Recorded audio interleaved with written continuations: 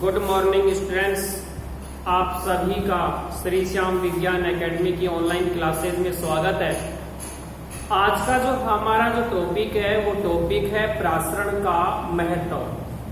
तो प्रासरण का महत्व क्या है, जिसमें नंबर 1 लिख रखा है कि रंध्रों का खुलना और बंद होना किसके द्वारा होता है? प्रासरण के द्वारा होता है।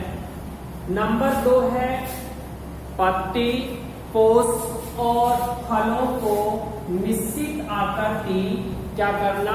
प्रदान करना। नंबर 3 जड़ों के द्वारा जल का जो अवशोषण है उसमें भी प्रासरण सहायता करता है। और नंबर 3 है बीजाणुधानियों का स्फुटन भी प्रासरण के द्वारा होता है। फलों और बीजों के स्फुटन और प्रकीर्णन में भी कौन सहायता करता है? प्रासरण करता है। एक पॉइंट और लिख सकते हैं, तरुण कोशिकाओं की वृद्धि, तरुण कोशिकाओं की वृद्धि प्रासरण पर आधारित होती है। ये 6 इसके महत्व हो गए। कौन सा हो गया? तरुण कोशिकाओं की जो वृद्धि है वो भी किस पर निर्भर करती है? प्रासरण पर निर्भर करती है। इसके बाद में कुछ मैं आपको परिभाषाएं बता रहा हूं, जिसमें से पहली जो परिभाषा है वो है पारगम्यता। देखो, पारगम्यता किसे कहेंगे? ऐसी झिल्ली या परत जिसमें से विलायक यानी कि जल और विलेय के अणु आर पार जा सकते हैं। ऐसी झिल्ली या परत जिसमें से विलेय और विलायक के अणु आर पार जा सकते हैं, तो ऐसी झिल्ली को अपन कहते हैं पारगम्यता। एग्जाम्पल हो जाएगा इसका कोशिका भित्ति। कौन सी भित्ति? कोशिका भित्ति। अगली परिभाषा आती है अर्ध पारगम्यता। देखो, अर्ध पारगम्यता किसे कहेंगे? ऐसी झिल्ली या परत जिसमें से विलायक यानी कि जल के अणु तो आर पार जा सकते हैं, आर पार जा सकते हैं।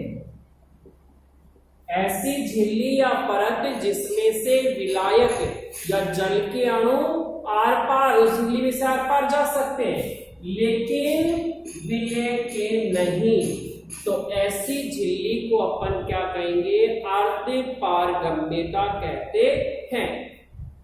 अगली आती है चयनात्मक पारगम्य। इसका दूसरा नाम है विभेदात्मक पारगम्य। चयनात्मक पारगम्य, विभेदात्मक पारगम्य, अवकलनीय पारगम्य। अवकलनीय पारगम्य, ये 3 नाम है। चयनात्मक पारगम्य, विभेदात्मक पारगम्य और अवकलनीय पारगम्य। इसकी परिभाषा क्या होगी? ऐसी झिल्ली या परत जिसमें से विलायक यानी कि जल के अणु और कुछ विलेय के अणु आर पार जा सकते हैं। ऐसी झिल्ली या परत जिसमें से विलायक यानी कि जल के अणु और कुछ, ध्यान देना, कुछ विलेय के अणु आर पार जा सकते हैं, तो ऐसी झिल्ली को अपन कहते हैं चयनात्मक पारगम्य। और उदाहरण हो जाएगा प्लाज्मा झिल्ली। क्या हो जाएगा? प्लाज्मा झिल्ली। अगला आता है अपारगम्य। देखो अपारगम्य किसे कहेंगे? ऐसी झिल्ली या परत जिसमें से विलायक और विलय के अणु आर पार नहीं जा सकते हैं। ऐसी झिल्ली या परत जिसमें से विलायक और विलय के अणु आर पार नहीं जा सकते हैं, तो ऐसी झिल्ली को अपन क्या कहेंगे? अपारगम्य झिल्ली कहते हैं।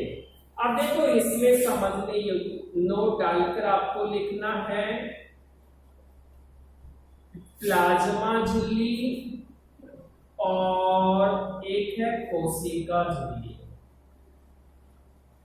ये जो दोनों झिल्ली हैं ये चयनात्मक, पारगम्य और अर्ध पारगम्य दोनों की तरह व्यवहार प्रदर्शित कर। ये आपको नोट डालकर लिखना है। क्या लिखना है? प्लाज्मा झिल्ली और कौन सी झिल्ली? कोशिका झिल्ली चयनात्मक और अर्धपारगम्य दोनों की तरह क्या करती हैं? व्यवहार करती हैं। तो ये आपको नोट में आपको ध्यान रखना है। ये अपना हो गया। तो वापस से देख लो। पारगम्यता ऐसी झिल्ली या परत जिसमें से विलायक और विलय दोनों के अणु आर पार जा सकते हैं, उसे पारगम्यता कहते हैं। उदाहरण होती है कोशिका, उदाहरण हो गया कोशिका भित्ति। अर्ध पारगम्य ऐसी झिल्ली जिसमें विलायक के अणु आर पार जा सकते हैं, विलय के नहीं, उसे अर्ध पारगम्य कहेंगे। चयनात्मक पारगम्य ऐसी झिल्ली जिसमें विलायक और कुछ विलय के अणु झिल्ली में से आर पार जा सकते हैं, तो उसे अपन चयनात्मक। उदाहरण हो जाएगा प्लाज्मा झिल्ली। अपारगम्य किसे कहेंगे? ऐसी झिल्ली या परत जिसमें से विलय के अणु और विलायक के अणु आर पार नहीं जा सकते, तो ऐसी झिल्ली को अपारगम्य कहेंगे। मेरे नोट में आपको ये लिखा है प्लाज्मा झिल्ली और जो कोशिका झिल्ली होती है, दोनों कौन कौन सी? प्लाज्मा झिल्ली और कोशिका झिल्ली। ये चयनात्मक, पारगम्य और अर्धपारगम्य दोनों की तरह अपना व्यवहार क्या करती हैं? प्रदर्शित करती है।